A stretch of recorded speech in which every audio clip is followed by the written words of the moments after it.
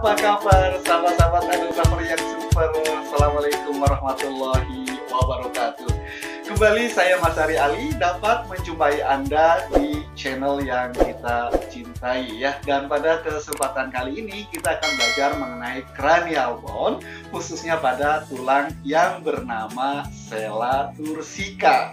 Yes, namanya keren sekali ya, sella turcica. Mungkin Anda sudah pernah membuatnya atau baru sebatas pernah mendengar saja istilah sella turcica.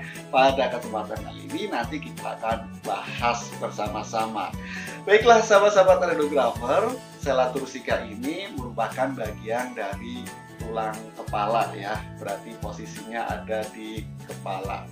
Dan pemeriksaan ini memang tidak sering ya kita jumpai di lapangan, karena memang pada kasus-kasus tertentu saja dilakukan pemotretan ini. Untuk kita bisa memahami bagaimana teknik pengambilan gambar yang terbaik, alangkah baiknya bila kita mengetahui dulu mengenai anatominya. Di layar monitor bisa Anda lihat, inilah gambaran anatomikal dari sella turcica. Tentu saja dilihat dari aspek samping atau dari sisi lateral. Anda bisa perhatikan dari gambar tersebut ada penanda angka-angka. Nah, angka yang satu ini menunjukkan optik sulcus ya. Kemudian kalau yang nomor 2 agak menonjol itu merupakan processus anterior clinoideus atau processus clinoideus anterior. Kemudian yang nomor 3 ada di bawah cekungan, itu namanya fossa pituitari ya, pituitari ya, fossa pituitari. Kemudian yang 4 itu adalah tonjolan lawan dari yang nomor 2, processus clinoideus posterior, berarti di bagian belakangnya ya. Kalau depan itu yang nomor 2 ya. Kemudian yang nomor 5 itu merupakan dorsum sella, dan yang ke-6 yang warnanya hitam itu menunjukkan udara adalah sinus spinoideus. Nah, Anda bisa perhatikan di layar monitor ada berkas hitam yang kemudian dilingkari dengan warna merah, itu adalah angka 6 yang merupakan bagian dari sinus paranasal ya, dalam hal ini adalah sinus sphenoideus. Seperti tadi sudah saya sampaikan bahwa untuk pemeriksaan sella turcica ini pengambilan gambarnya adalah dengan posisi lateral. Saya coba merujuk dari buku Merrill Atlas ya, tulisan dari Philip W. Bellinger, maka dapat kita peroleh gambaran cara pengambilan fotonya. Jadi pasien itu posisinya bisa 2 kemungkinan. Yang pertama bisa tegak, yang kedua adalah sambil supine atau prone, semi prone lah ya lebih tepatnya. Nah, kemudian mid sagittal plane tubuh sejajar dengan bidang film. Kemudian kepala diposisikan lateral dengan menempatkan mid sagittal plane kepala sejajar dengan film, dan garis interpupilari ya, jadi pupil kanan pupil kiri lurus gitu, tegak lurus dengan bidang film. Kemudian kita atur kedua bahu agar berada pada bidang transversal yang sama. Atur kepala sehingga garis infraorbita meata line sejajar dengan garis khayal horizontal film. Inilah tata laksana dari teknik radiografi posisi lateral dari sella turcica ya. Jadi catatan-catatannya adalah kita bisa dengan duduk tegak atau semi prone, itu posisi pasiennya. Kemudian mid sagittal plane kita atur supaya sejajar ya dengan garis bidang film. Kemudian mengenai faktor eksposinya kurang lebih adalah QV-nya 85 dengan MAS 40. Kemudian FFD atau film focus distance, jaraknya itu adalah 100 cm. fokusnya point, lebih baik menggunakan grid gitu. Kemudian film atau screen kombinasinya adalah yang reguler ya. Adapun CR atau central right itu kita atur tegak lurus dengan bidang film. Adapun CP-nya atau center point-nya adalah 2 cm anterior dan 2 cm superior dari MAE ya, meatus acousticus externa.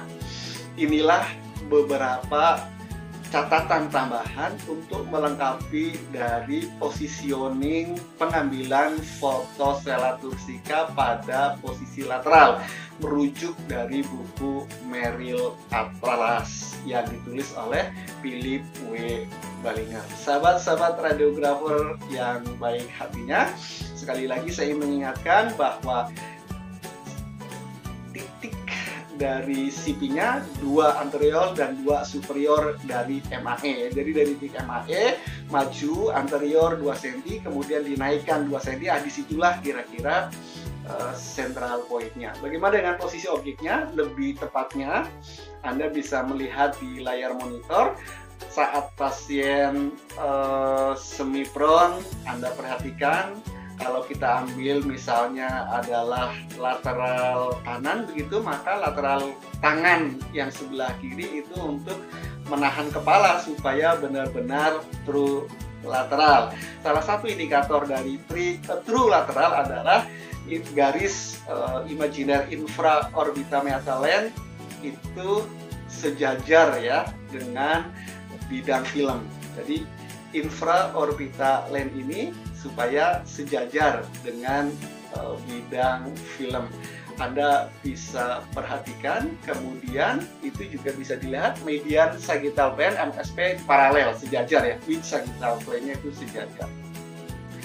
Nah, sahabat-sahabat radiografer, bagaimana ketika pasiennya erect atau tegak? Hampir sama untuk parameter-parameter ketika kita melihat kesempurnaan dari sebuah posisi objek. Anda bisa lihat bagaimana ketika misalnya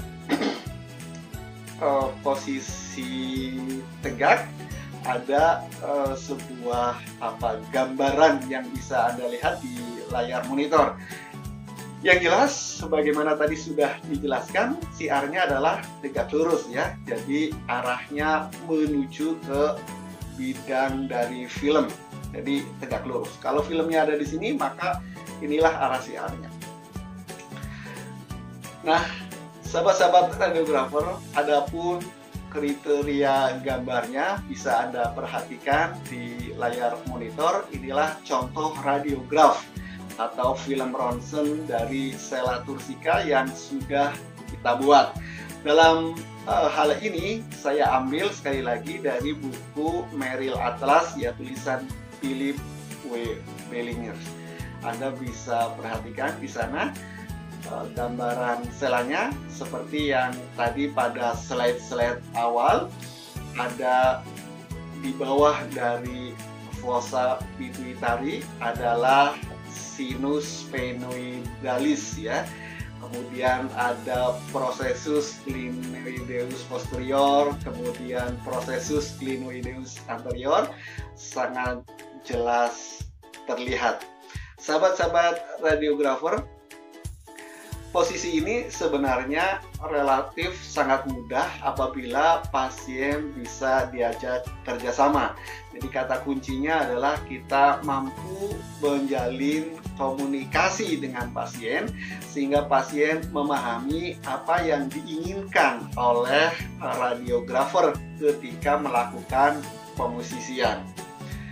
Adapun mengenai kriteria gambar dari hasil gambar radiografi Sela turcica, Anda bisa lihat di layar monitor pada gambar posisi lateral yang kemudian dibuat kotak kuning yang kemudian ada tanda panah merah, itulah objek dari Sela turcica. Jadi tampak Sela turcica proyeksi lateral di pertengahan film ya, sebaiknya memang lebih diperkecil untuk kolimasinya.